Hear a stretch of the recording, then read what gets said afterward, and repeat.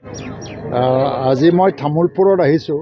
Tamulpur ST সমষ্টি হয় আৰু প্ৰমোদ বড়ো ডাঙৰীয়া আমাৰ UPPLৰ সভাপতি, তেওঁ প্ৰাক্তন চিব হৈ বিটিছে। ইয়াত UPPLৰ হৈ তেওঁ প্ৰতিদ্বন্দ্বিতা কৰিছে।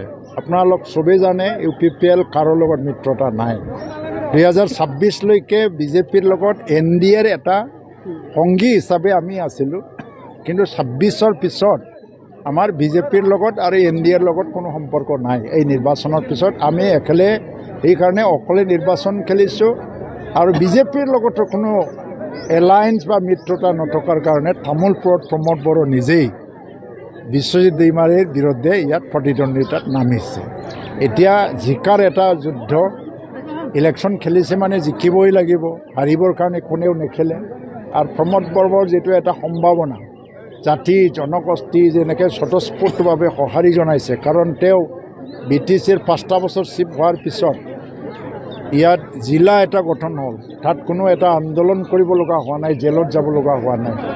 Medical college without any arrest, without any movement, without any bloodshed medical college স্থাপন হ'ল। এইটো ক্লাছ আৰম্ভ হ'বলৈ বেছি নাই।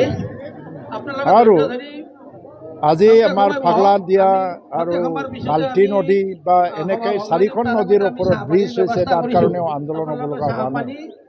যেনেকৈ অৰুণোদয়টো খুব বেয়া কাম কৰিছে। BPFে ক্ষমতাত অহাৰ পিছত UPPLৰ যিবিলাক বেনিফিচিয়াৰীবিলাকৰ নামটো কাটি দিছে। আকৌ এইবিলাকক আমি আকৌ অৰুণোদয় দিবই লাগিব। আজি তামোলপুৰটো হ'ল যে এটা প্ৰগতিশীল জিলা, আৰু অসমৰ মুখ্যমন্ত্ৰীয়ে এদিন কৈছিলে যে BTR অঞ্চলৰ অৰ্থনীতি তামোলপুৰৰ পৰাই যাব, এটা সময়ত এটা কমাৰ্চিয়েল হাব হ'বলৈ গৈ আছে। এইটো নিৰ্মাণ কৰিব লাগিলে এজন ব্যক্তিৰ, এনেকুৱা ব্যক্তিৰ প্ৰয়োজন, নেতা যেনেকৈ যাৰ বিজন আছে, যাৰ জ্ঞান আছে। প্ৰমোদ বড়ো আজি শান্তিৰ দূত বুলি এটা নাম পাইছে গোটেই ভাৰতবৰ্ষতে। 5টা বছৰত না 144 ধাৰা জাৰি হ'ল, না কাৰোবাৰ হত্যা হ'ল, না ক'ৰবা আন্দোলন হ'ল, গোষ্ঠী সংঘৰ্ষও নহ'ল। কিন্তু BPFৰ শাসন অহাৰ লগে লগে ইয়াত মানে সমাজ বিৰোধী কাম কাজবিলাক বৃদ্ধি পাইছে। জুৱা মদ ভাঙৰ এটা মানে হাৱা এটা চলিছে। লগে লগে কিছুমান বিক্ষিপ্ত ঘটনাৰ বাবে আজি ইণ্টাৰনেট পৰ্যন্ত বন্ধ কৰিব লগা হৈছে। ল' এণ্ড অৰ্ডাৰ চিটুৱেশ্যনটো কি হ'ব আমি নাজানো।